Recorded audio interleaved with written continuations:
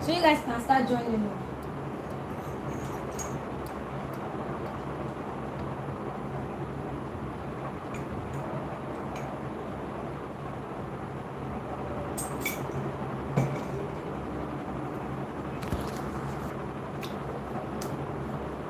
I think it's one actually.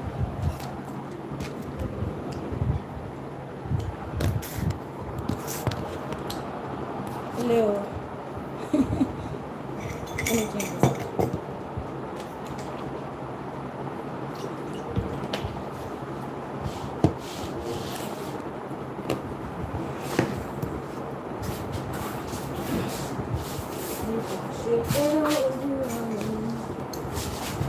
Please, as you are joining, some people have joined. Thank you for joining. As you are joining, let me see your comments in the comment section as we wait for others. Just 1 minute, I'm coming.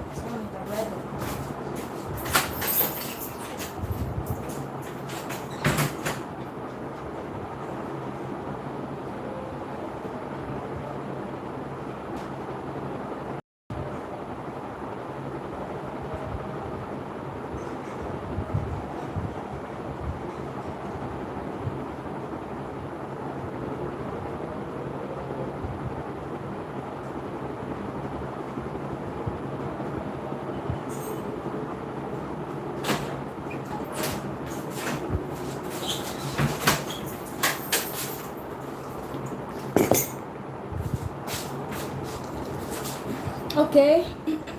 Sorry.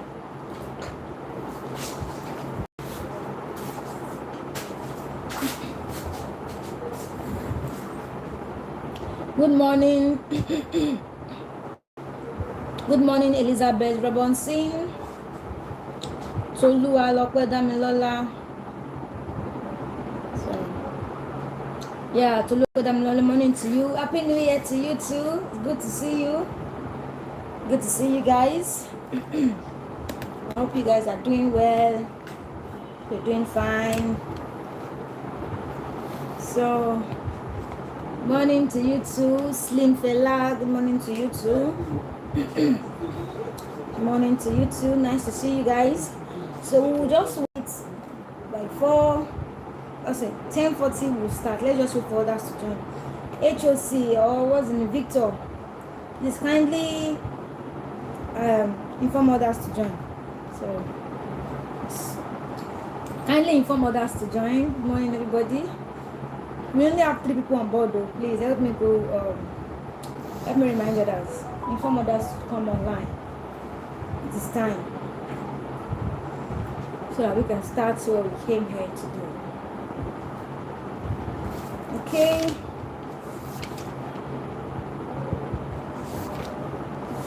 Okay.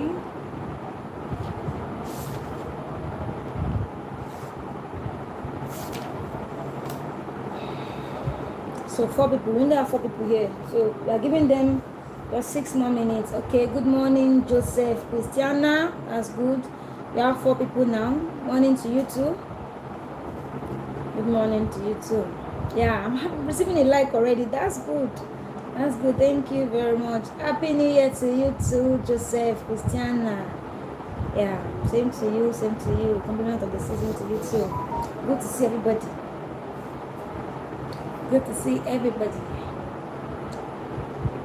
Good to see you. We have 5 people on board. I think we are more than 5. I mean, aren't we more than 5? So we are more than 5. Let's wait. Once it's 10:40, so it's only 5 more minutes. Once it's 10:40, we go straight to business. So, okay, I'm not even seeing Vic. Is Victor himself here? Let me check. Victor.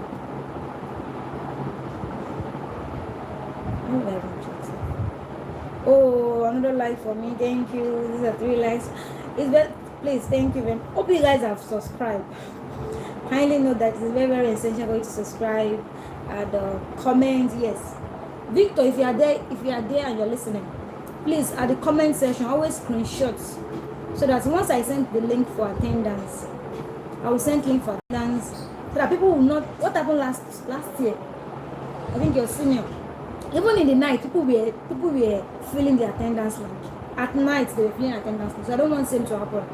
I just want to know people that comment, people that show up, and that's all. That's all. So I have people on board. I 4 likes for myself. Thank you very much. Thank you. Okay, good morning to you, Iyola Victor. Yeah, good morning to you too. I've not seen what's it called? Adedeji. Is that Adedeji? What's his name? Your class rep. I've not seen him. Shegun, I've not seen Shegun. These people I'm seeing are from education. So does it mean that the major students are not serious? They are the major students, but they are not major. They're not even serious. I hope you guys can hear me actually. If you can hear me, just let me know in the comment section that I can hear you, ma. Right on, ma. Good morning to you too. Ifunaya DK. Yeah, good morning to you too. Good morning to you too. I've not seen Shegun, Victor. There's one Islamic guy also. Tolu Alokpedamilola. Yes, okay, you can hear me. Oh, that's good. I'm here to Peace Studies, ma. Slim fella from Peace Studies. That's good. That's good. Incites you. That's very correct and very good. I'm looking at time. So we have just 3 minutes more to go ahead. So we have 6 people. Just 6 people on. I'm saying 5. What did you put? The 5. No problem. So that's good. But in the next 3 minutes, we are starting, by the way. If they are joining or not. This is 10:37. I can hear you, ma. That's very fantastic of you. Fantabulous of you. That's Rachel Robinson. Thank you very much for the response, the shift response. I appreciate. We have 4 people. I'm looking at time. Once it's 10:40, we'll start. They can always come back to the video, listen to the video, and look at it whenever they feel like. So, how many minutes left? We have just 2 more minutes left. So once it's 10:40, we click it. So once 10:40, we just go straight to the point. So I think we have just 2 minutes. Only 5 people, 400 level students. You guys are, oh my God. I just finished with 400 level students, not quite long. They turn up massively. Okay, we have 6 people. People should be aware that the time for the classes. Adepoju Emmanuel, oh, you're just joining. Hello, you're welcome. I cite you too, you're welcome. What about your friend, Shegun? So in the next 1 minute, we will start the. So don't forget that Femi, Felas, what happened? They want the emoji. I don't understand. Are you crying and laughing at the same time? Is that an oxymoron? Adepoju Emmanuel. I'm saying I don't understand your what you're writing, but I know that is a thumbs up for you. Okay, that's an inspiration. So don't forget that. Okay, let me start with this course is series 401. 401. Emmanuel, are you the one typing rubbish? Is it rubbish that I'm seeing, or that thing means something that I don't know? So let's continue. 401, which is the Old Testament theology. Old Testament theology. And you guys are familiar with that course. We've gone through it last year. And I told you that there will be will surely be a composite question. But that's which is going to be, I think I've not decided. I don't know yet. So, but just to revise what we've done in class, we started with the meaning of theology, the background. I am here. Iyola Victor. I know that's Victor. I mean Shegun. I know Victor is here. I can see that you're here. I was talking about Shegun. I've not seen Shegun's last time, so that's good. So now, in case you are asked to talk about the barriers and possible approaches to the study of Old Testament, how are we going to go about that? We'll be given 5 questions. You are doing 3. For final level, you must have a composite question. So I told us that Old Testament theology, there is no agreement on how to study the Old Testament theology, or the approach in which they can use in studying it. Even the definition, there is no permanent, there is no united definition from it, or a definition that is accepted by scholars. We don't have it. Okay, Ajayi Shegun, here you are. Congratulations that you're here. So thank you for joining us. So for you to answer that question, I always tell my students, I don't know if I've told you guys before that if you're answering a question, make sure you are bold in answering it. Let people know that you know what you're writing. Don't just write like I'm not Paul. And I always advise you guys to always copy out your question before answering it. For every other exam, copy out question. If you answer question 1, write it as question 1, write the question, then under it, write answer, then on the line, and start answering. Then for you to answer, make sure you answer in a bold way. Tell you know that they know that this person is an interesting person. They know what you're writing. So you can start by saying that in order to attempt the above question, you've written the question above. So in order to attempt the above question, the following will be observed. Number 1, introduction. Number 2, the meaning of. Now you've been given to tell us the meaning of Old Testament, the barrier, approaches. Don't forget that. For you to answer. Okay. So don't forget that. For you to answer, you need to state out the point. Okay, so what you need to do is that in order to answer the above question, you already know how you want to analyze your answer, how you want to answer it. So the following shall be observed. I1, introduction. I2, the meaning of, or I1, you can start with the meaning of theology. I2, the meaning of Old Testament theology. I3, the barriers to the study of Old Testament. I4, the possible approach to the study. You can see you're already listing how you have the sequence or the structure in which you answer that question. And don't forget your lastly, conclusion is the last one. You started with the introduction, then you end with the conclusion. You can say number 1, introduction. Number 2, the meaning of definition of Old Testament theology. Number 3, barrier. IV4, possible approaches, and V, which is a conclusion. I hope you get that. That already give the marker. The person marking already has an idea of, this is how this person wants to answer. So your mark is already straight there. How they're going to mark it and count everything. So now you can start with your introduction. The word theology. What is theology?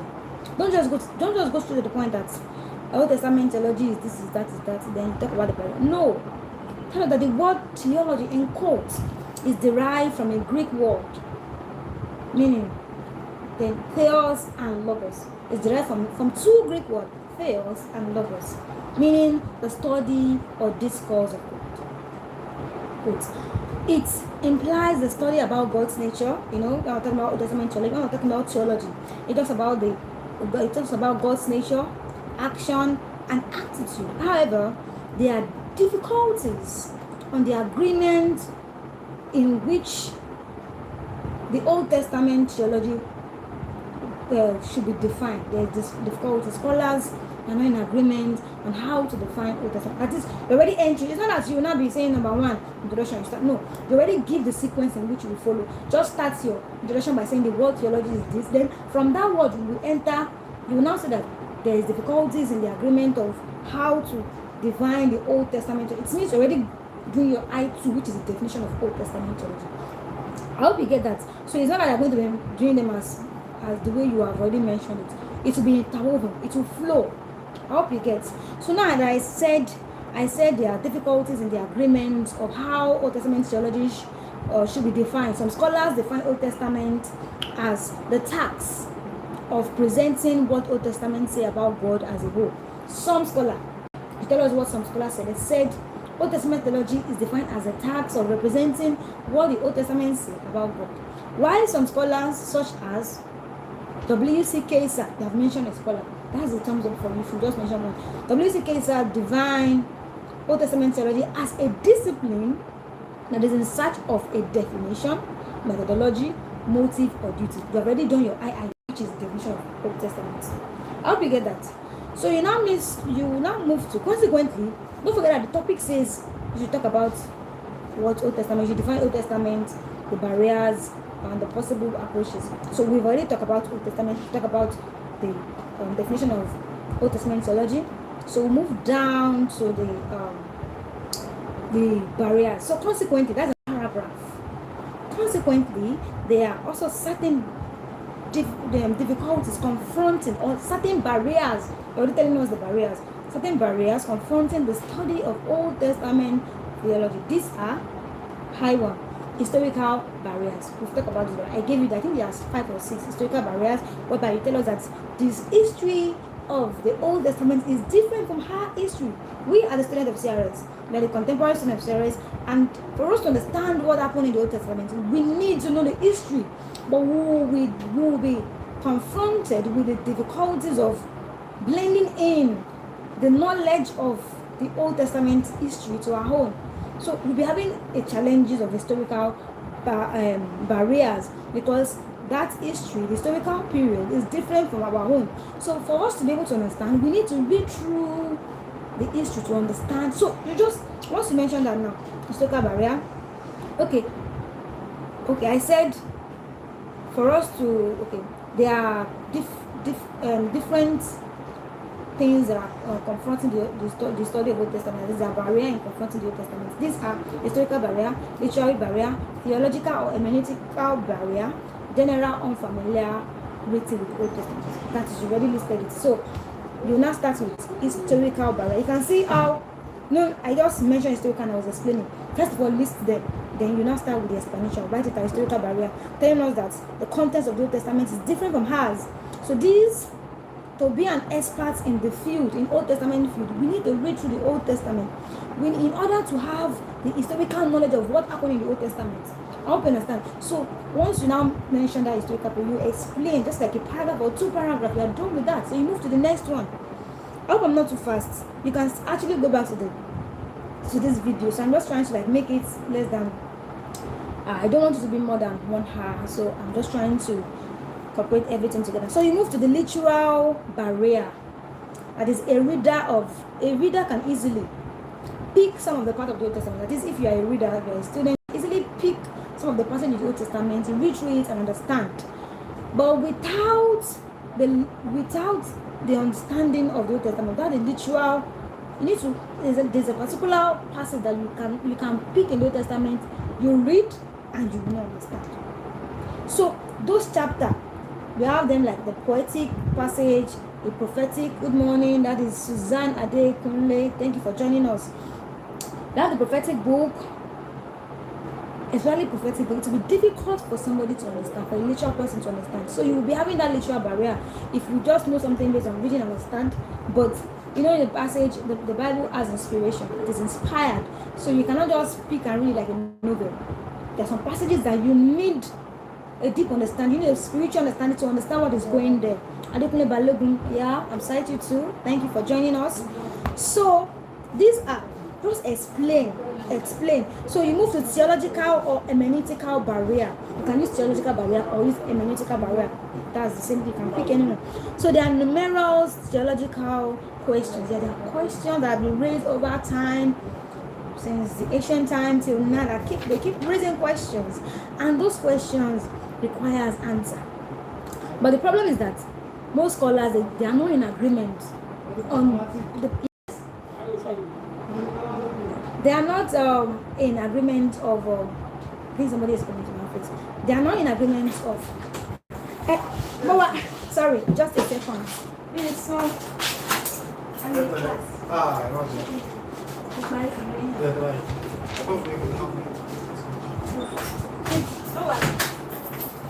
I'm so sorry. I had to. I think duty calls. I have to collect something. Sorry for that. So when we talk about theological, I told us that scholars are not in agreement of which particular answer. That is, if people answer this question, it should be an answer that has been concisely agreed that should be given to people. So scholars are not in agreement on which answer to give. Like people will ask, how can we know the word of God different from the love of God? Like, there are different questions, there are different theological questions that people have raised over the time. So these are barriers to the study of Old Testament. You move to the general unfamiliarity with the Old Testament. It is generally we are not. Okay. It's Ayo. Okay. Oh, Balogun Ayo. Okay. I cite you. Thank you for joining. Thank you for joining. So I hope you guys are listening very well. So the general familiarity with the Old Testament is that the Old Testament context, we are not familiar with it. We are not familiar with our culture. And for us, yes, because we are not there when those things happen. So because their time has surpasses us. What I meant is that we are not familiar generally. We are unfamiliar with the culture, with the practice, with the Old Testament. All we know about is we read from books, we hear from our sermons, from the Bible and all. So because of this, the students will be faced with difficulties. Yes, for students to know what is happening in the Old Testament, we need to read through the passages. We need to read through the passages of the Old Testament in order for us to comprehend the message of the Old Testament. Because if you do not read, if you just assume that I listen to, oh my God, who is this? Somebody is calling me and it's going to affect this thing.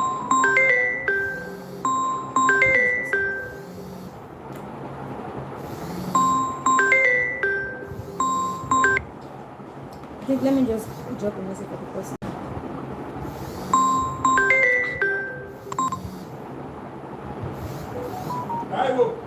But when you're online class, okay, well, you can't do it. I'm around. No problem, sir. Okay, sir. So sorry, Jared. People are just disturbing me. That's why I want this class to be 8:30. You see? Now I'm 10:30 now. People are just disturbing me. So what I'm trying to say is that let me reply this person.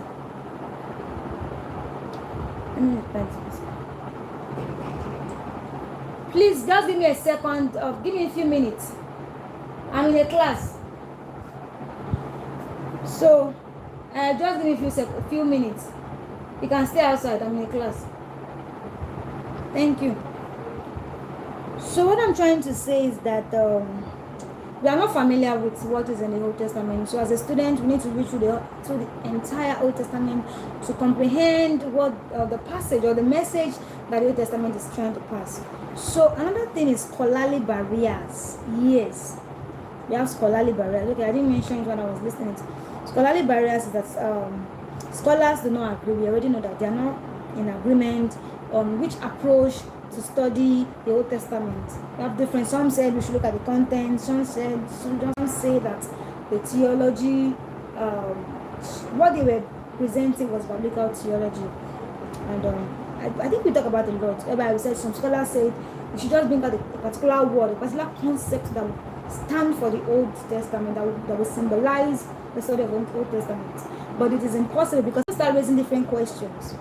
So I think we are done with the barrier, but still in that question, we will have to do three things there. Talk about the Old Testament, the barriers, and the possible approach. And according to what we did in class, we will look at P.R. Howson's approach. He identified 5 approaches to the study of Old Testament. So however, P.R. Howson, he identified 5 approaches to the Old Testament. Number 1 is, he said one can start with the Old Testament itself. That is, for us to study the approach, the Old Testament. For us to study the Old Testament, we can begin with what the Old Testament itself, is teaching, is passing. How the Old Testament theology have grown and developed over time. How the Old Testament have grown and developed over time. That's number 1. Number 2, he said one could start with the description of the New Testament of the Old Testament. How did the New Testament describe the Old Testament? I think all of this is in the PDF I sent to you. That is, we can start by describing, by examining how the New Testament make use of the Old Testament. Hope you understand that. How the New Testament reference the Old Testament. What did the New Testament say about the Old Testament? So another one is that by examining how the early church fathers, the interpreters and leaders of Reformation, like Martin Luther, like John Calvin, and so on and so forth, Origen and so on, how did they view the Old Testament? We can start from there also. I told you number 1, I told number 2. You can go back to the topic to the video and check very well. So how did these figures, this example, these leaders, how did they interpret the Old Testament? That's another way we can approach the study of Old Testament theology. Then the next one is Some modern writers, they argue that the synagogue tradition is a place to start. Yes, some said you can start the Old Testament by observing the synagogue tradition. For us to assess the Old Testament theology, we can start from synagogue tradition. And this approach is the same way as trying to gather various comments from Christian history. That is, we should gather Christian comments from the history of the Old Testament, of the Jews. So from there we will study the Old Testament. I think we now have 12 people that have joined us. Thank you for joining us. So the last approach is an attempt by scholars to analyze and explain what the Old Testament itself taught. That is, we should analyze. The scholars have make attempts to analyze and explain what the Old Testament itself taught. So if you look at what scholars have said concerning the Old Testament, we can approach the study of Old Testament through that, by sorting to incorporate the teachings. What does the Old Testament teaches? What are scholars said concerning the Old Testament? So she incorporate the teachings of the Old Testament into the large biblical systematic theology. I think that's the last part, and it is in your what's it called? It is in your PDF that I sent to you. Please, HOC or Victor, screenshot those that are comments. I knew that we have 12 people, but two people has already dropped, or 3 people dropped. But just make sure you screenshot that so that I will get the accurate people that attend this class. So that is one. I think I just did one. Another one that I want to talk about is the historical period. Yes, we've done that in the class. Whenever you want to answer your question, the first one is introduction, then you list some things you want to talk about, then the last thing should be your conclusion. So now, in case you're asked to trace the historical period, summarize the main contribution of scholars, don't forget it's important. But I think I will be fair enough not to. I don't know if I'm not going to make this a compulsory. I may or may not make this one a compulsory question. So it depends on how the spirit leads. So we can start by saying that the study of the Old Testament has passed through several historical periods. The study of the Old Testament has passed through several historical periods, from the early church leaders, medieval reformers, and modern scholars. Thus, the following are the various historical periods of the Old Testament. We want to talk about the historical period. Number 1 is the beginning. We've done it in class. Beginning from Gabla to well housing. You are starting with Gabla, you are ending with well housing. I think number 2 is the dominance of historicism. That's number 2. How historical scholars are the dominance. That's number 2. Then number 3 is the reemergence of Old Testament theology. They now came back, reemergence. And number 4 is the growth of diversity. Yes, the growth of diversity, where we now have different methods. So we can start by saying that the period from Gabla to well housing, that is 1787 to 1878. I think that's the date. So we can start by saying that early church leaders, reformers, medievals, what they did is that they did not do biblical theology. They didn't do biblical theology. Instead, they did general Christian theology. Don't forget, I always say that those people that we call John Calvin, Martin Luther, Origen, they didn't do biblical theology. What they did is general Christian theology. But we can trace the Old Testament, the origin of the Old Testament can be traced to Johanan Philip Gabler. That's why Gabler to well housing.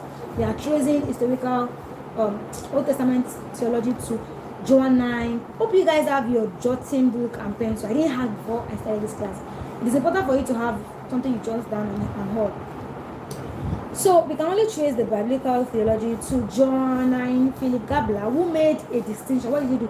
He only made a distinction between biblical theology and dogmatic theology. And what did he say? He said that the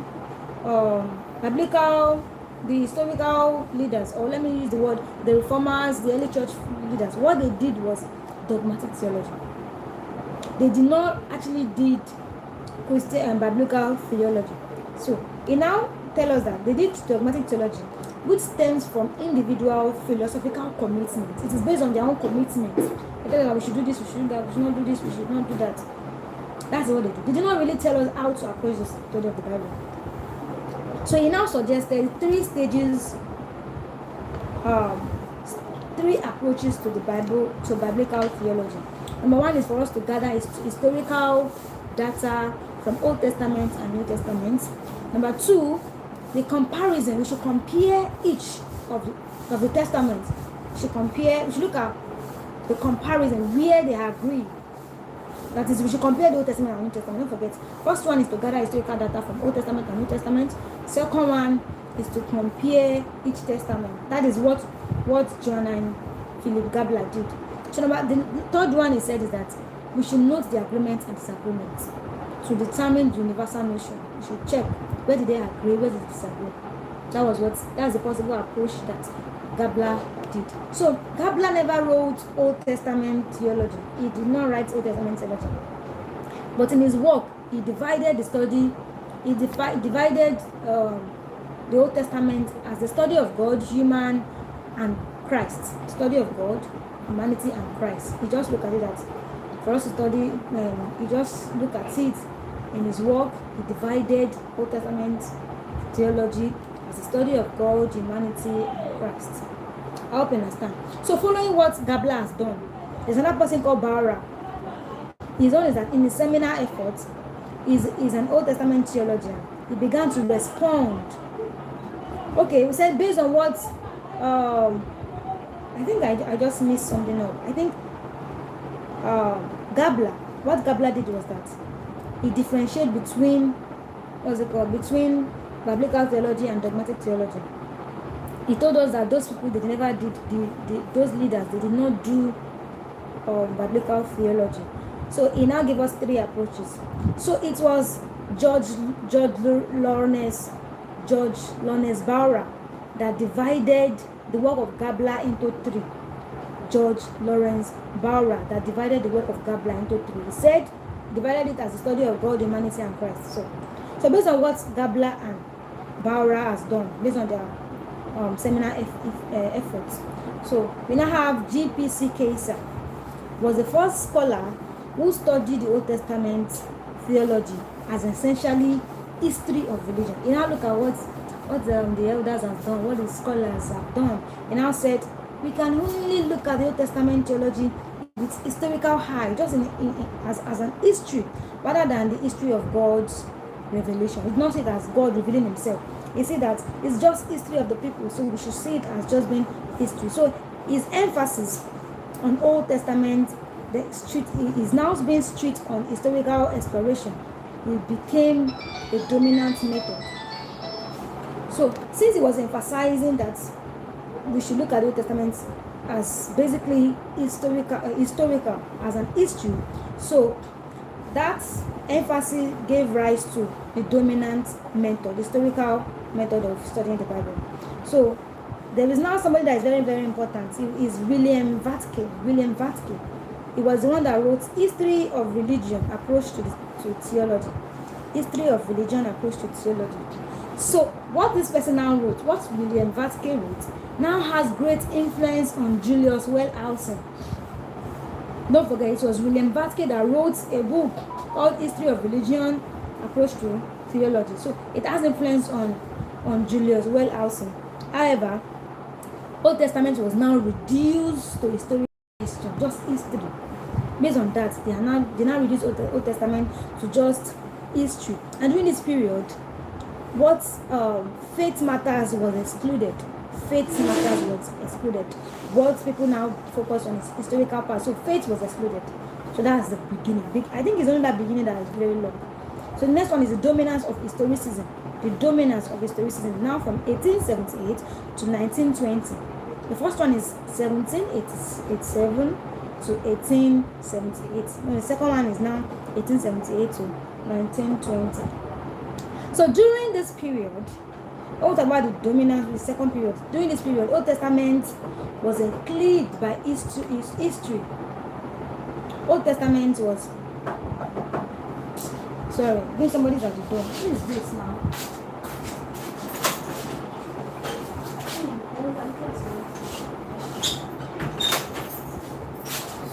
so sorry. I had to attend somebody that is banging my door. So I think this period, which is the dominance of historicism, historical method was gaining dominance. And what is the factors that led to, why do we now have history as a dominant approach? Number one is greater historical consciousness. People were aware, they were conscious of the historical method that Vatke and Julius Wellhausen has emphasized. People are aware about it, so everybody was conscious about the historical part. Number two, archaeological discovery. They were going to bring out facts to prove that the Old Testament is just history. Archaeological discovery, study of the past. People were going to look at the ark. This is where the ark. This is what happened this time. So it was history. So there are evidence of things that happened in the past. Make people to believe that, okay, let's accept history. So another one is the literal critical work of Vatke. I told you that Vatke was the one that wrote a book. Others were just assuming. Even Caesar was just emphasizing. But Vatke wrote a book termed History of Religion, Approach to Theology. So that work of Vatke gained dominance.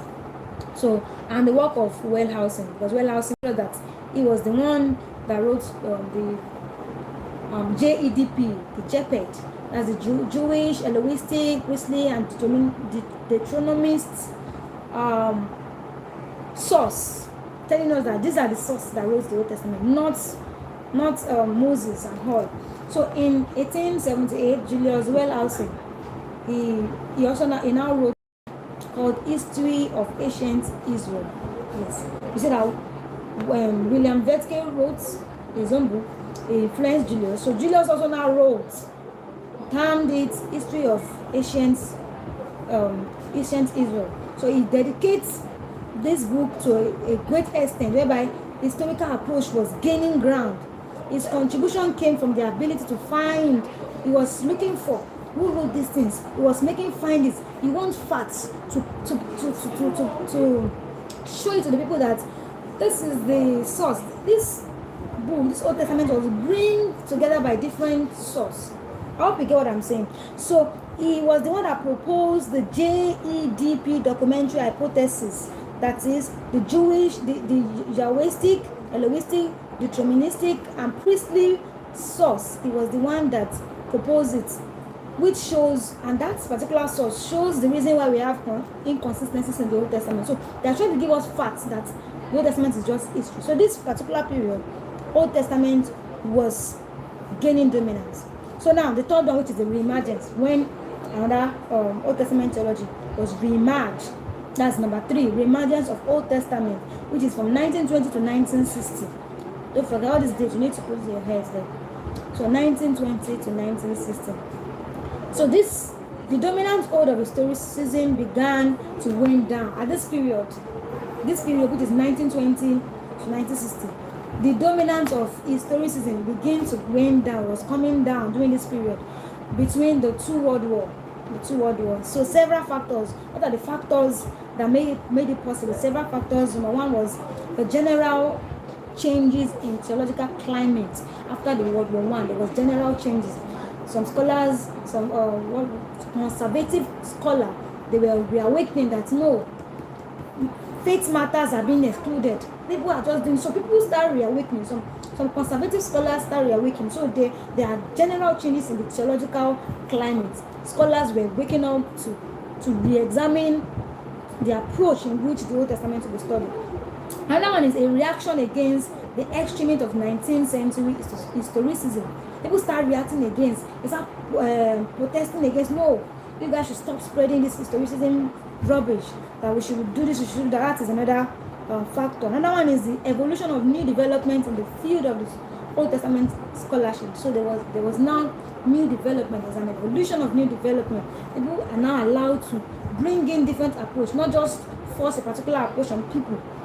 And so, which scholar? We have some scholars that actually aid this.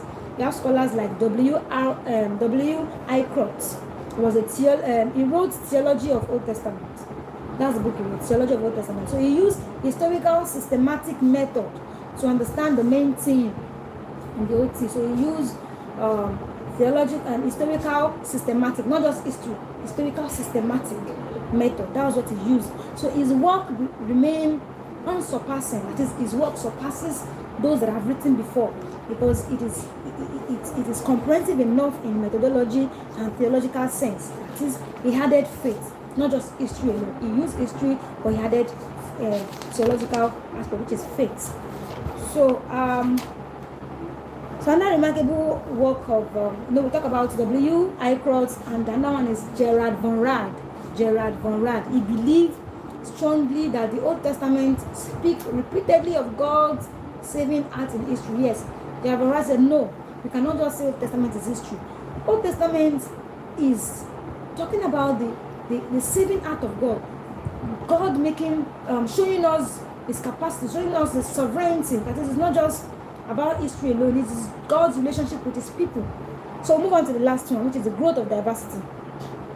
Growth of diversity is from 1960 to 2000, whereby we now have different approaches to the study of Old Testament. Yes, different approaches now exist. We have philosophical approach, we have canonical approach, we have systematic approach. Now you are doing systematic study.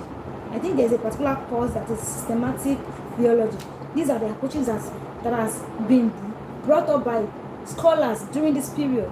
That we should not just approach the Old Testament with just a particular method, with just historical method. So this particular period, we have diverse. So if you look at what I have said now, if you write that, you'll be writing like 2 to 3 pages, and that will get that will earn you a mark, to earn you a better mark. So in this course, you can easily have 5 in this course, and easily have 4. But just know what you're writing. Know that you're confident in what you're writing. Tell us the historical part. We've emphasized on this historical aspect. It's going to gain you mark. And also, let me move to, I think we've done 2 now. We've done 2. I'll move to discussing the names and attribute of God. Names, nature, and attribute. I think these are very, very simple. The names and attribute of God. Don't forget that if you are starting every question, write out your question. Write out your question before answering it. And make sure that you are starting with introduction and you are concluding with a conclusion. I hope you understand. So now, in case you are asked to talk about the summation of God, names of God, and attributes of God in the Old Testament, you can just start by saying that the idea of God is an overwhelming concept that is emphasized in the Old Testament. That is, God is emphasized in the Old Testament. We say God, we believe God, we saw the sovereign act of God. There is a belief in the Old Testament that God exists. Yes, it is established that in the Old Testament, it is established that there is God. God exists. So the Old Testament is a testimony of believing community. It's a testimony that you want to believe, go to the Testament. You want to believe in God. You want to see what God has done. You want to see God's relationship with the people, with what He has created. You want to know how the universe is being created. The Old Testament will let you know. That's His book of Genesis will let you know. So talking about the relationship with God, who creates? God who creates. It is seen in the Old Testament. God who sustains the universe. He created everything we need. That is where we can say it. It is not that God is saying, hey, my people, I forgot to know there's something I want to create for you. No, He has created everything we needed. He has given us, we have His inbuilt knowledge that we can create more. So that's just like an introduction. You need introduction for everything. Don't just go to the names of God or the attribute of God. Make sure you give us an interesting introduction. That will catch your marker. Anybody marking, whatever course you are doing, giving an introduction, it's an interesting start for a good mark. So we'll now say that thus the nature, names, and attribute of God is discussed extensively in the Old Testament. That is, you want to start explaining the nature, names, and attributes. So you can just say that it is discussed extensively. Number 1, the nature of God. We know that God has many natures. He has a lot of characteristics. God who creates. It refers to as God who creates. And we can see that in Genesis 1, verse 1. In the beginning, God created heaven. Just that verse alone, it explains God who creates. He is described as the one that creates heaven and earth. And it gives evidence. He created heaven and earth. It is the one. There's nobody else there. So, under that, we have the living God. That is, the nature of God, we say God who creates. Now, another one is living God. The Old Testament presents God as a living person. Somebody that is alive. It's not somebody dead. And some scholars already said that there was a particular time God was he was alive. I'm not saying they said he's dead though. Some people said okay, God is dead. God are dead. Some scholars said so. Why? After some time, some scholars now, they now conclude that God has gone into extinction. After he rested on the 7 days, he went into extinction. But no, the Old Testament portrays God as a living God. He lives till date. Jeremiah 10:10, when he said, but the Lord is the God. He is the living God and everlasting King. That is, he lives everlasting. It's not just that he lives in the Old Testament, he lives forever. Another one is the personal God. In the Old Testament, God is described as a personal God. He is personal to the Israelites. There's a particular place he said, he will be their God and they will be his people.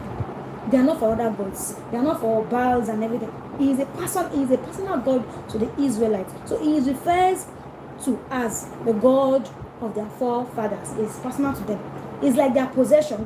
They own God and God owns them. So we have their forefathers as God of Abraham, God of Israel, God of Isaac, God of Jacob, God of Israel. So they call God that is for them. It's their home. It's not for anybody. So another one is the oneness of God. In the Old Testament, it is established that our God is one. That is what the Islam, that is the Islam, they see that passage is very, very key. That is what they stand on, that God is one, not two, not three, and not many. But we as a Christianity, we know that God is not three, God is not many, but God is one. We also believe it is established in the Old Testament that God is one. It's just that He is seen in different dimensions. As me now, you guys are saying, you are hearing my voice, that's my voice. If you see me, if I write something, I've written something that I can manifest in different way. That is what Christianity is. So, that statement saying God, the oneness of God, is emphasized in the Old Testament. That is His nature. Deuteronomy 6 verse 4 says that, hear, O Israel, the Lord our God is one. I said that is what other religion hold on to, that which is Islam. I said the Lord our God is one. We also believe that God is one. God is one. It came to mean that the Lord God of Israel is the only God. That's what we say. He is the only God. All others are mere idols with no real existence or power. They have no power. So it is established in the Old Testament. God is. Look at now. I've explained the nature. I've given us introduction. I've explained the nature of God. I think I gave us 5 nature. God who creates, living God, personal God, oneness of God. You can add some to it. So we now move to number 2, the names of God. We said in the Old Testament, God is referred to as different names. Just like in Yoruba, we have different names for God. So the belief in the existence of God is common in many religions, yes. And each of these religions has different name for their supreme deity. We have different name for our supreme deity. In the Old Testament, name used for the supreme deity we have different names. Elohim, El, Yahweh, Adonai, etc. So you now pick this name and explain one after the other. I think we did that in class. Now Elohim, in Genesis 1, verse 1, in the beginning God created. The Hebrew word for God is Elohim. In the plural word. The Hebrew word Elohim. No, El is for God. In Hebrew means plural. Plural man is a plural. So it is not that God is 2, God is 3, God is 5. It denotes the plural majesty of God. God can do this, can do that. He has a lot. That is why they use that our God is plural. But not in plural as in person, but in plural in majesty, in power, in act. So the plural form, which sometimes is used for foreign deities as God. However, it's rendered God or refers to the Israel deity. That is, that Elohim refers to just for Israel. We have El, other gods use El, but adding that into it, it's only special to Israel's God. So it does not include monotheistic view. However, Elohim, which is the plural form of God, reflects the plural majesty. I think I explained that. It reflects the plural majesty of God. We only have 4 people are dropping. Please don't drop. It's important for you to be here. So the next one is El. I told you to mention this name. El. The word El means God, but it is used to prefix another word for the name of God. Yes, if they are using it for God, they attach word for the God of Israel. But if it's just El, it's for the back. But if it is attached with any other thing, that is what they use. We have Israel. That is, you can say somebody's name with Hell ending it. So El is a generic word for God or gods in the Old Testament. I told us it is just El. It is not for God, but something is attached to it. El Shaddai, Elohim, You can see something is attached to it. That is for our own God. Other names are, we have El in the Old Testament, like El Shaddai, Elohim is refers to the name of God of Israel.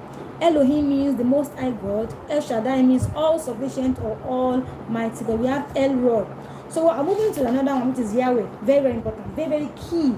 You must talk about Yahweh. We're talking about the names of God. Don't forget that we've talked about introduction. We've talked about the nature of God, and I'm talking about the names of God. That's what we have. So Yahweh is the most common name used for God. It is a tetragrammaton letter. Tetragrammaton in the sense that it is not pronounced.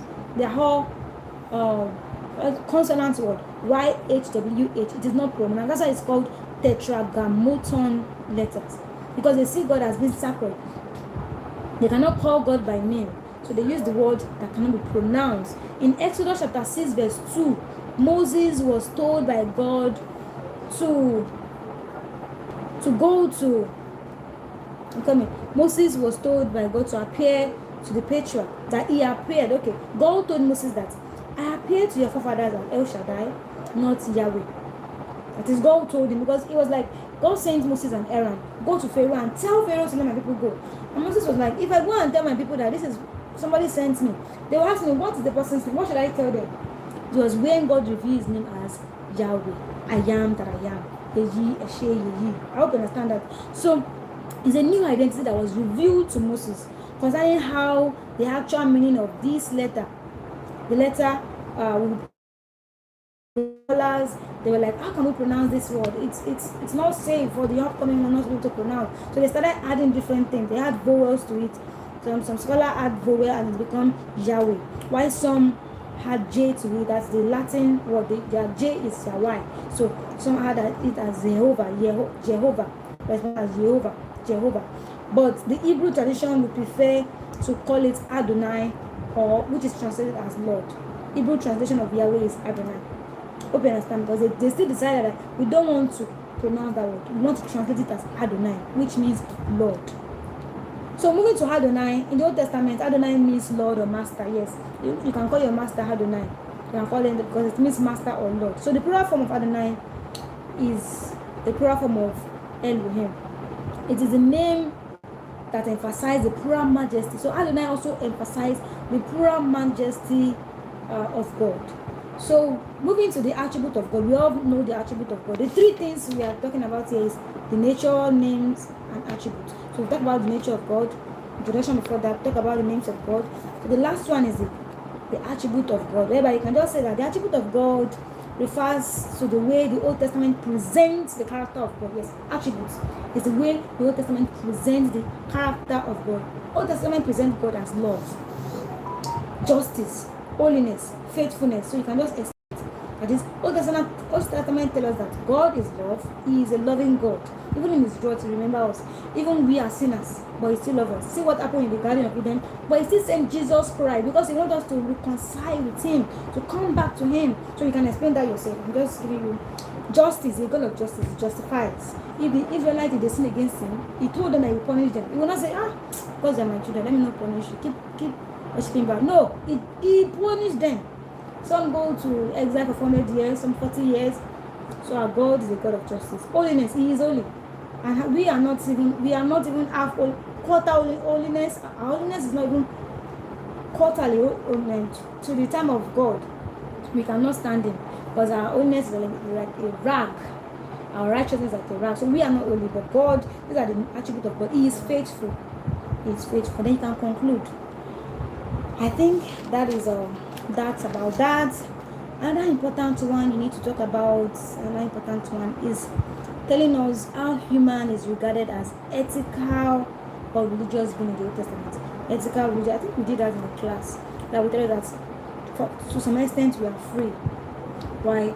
That is my own submission. So you need to drop your submission while writing your exam. If I'm attempting that question, telling us how human being is religious, ethical, or free being. That is very, very good. So if you want to do that, you start by introducing that humanity is created, we're not just created with words. We are created in the image of God. Imagio Dei. We are created to do a lot of things. When God wanted to, he said, let there be. He bent down and molded us and bred his nostril, the bread of, he bred the bread from his nostril into us, the bread of life, so that we can share from his glory, so that we can share a communicable attribute. There are some attributes of God that he cannot share. His name, he cannot share with anybody. So he gave us some community. So you can, that introduction can emphasize on human. So now telling us how we are ethical being, how we are religious being. We are created to worship God. That is how we are religious being. We are always created to worship him. So that's why God created us. So for ethical, he created us so that we can, this is good and this is wrong. This is good and this is wrong. So being a free being, he created us to have choice. We have to. It's not created as robots. This is why we have a lot of human beings.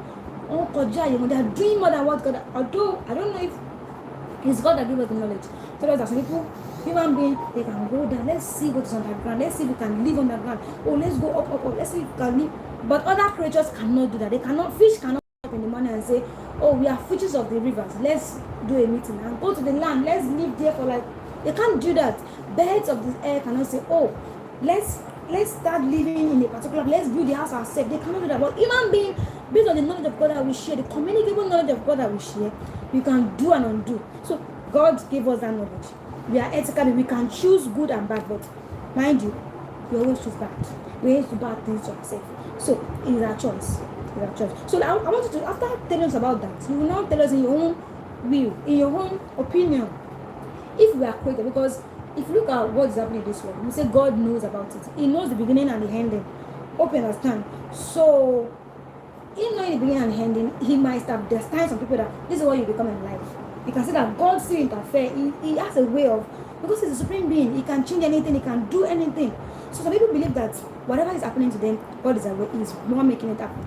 So if we now say that, is God fair or not? Because he created hellfire and he created the kingdom of God. So there is a way. Just let me know.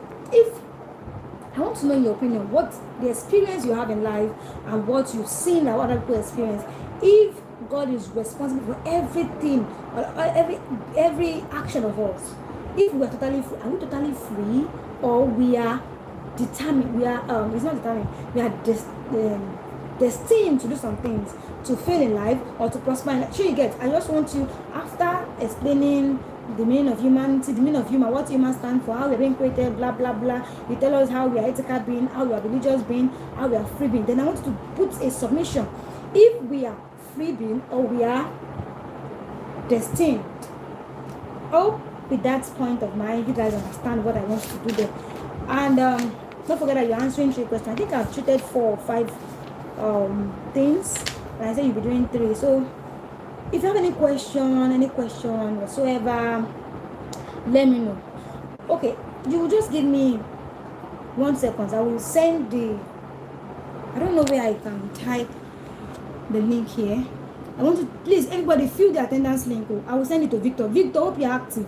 I'm minimizing this now. I will send you the link so that everybody can start filling the attendance link.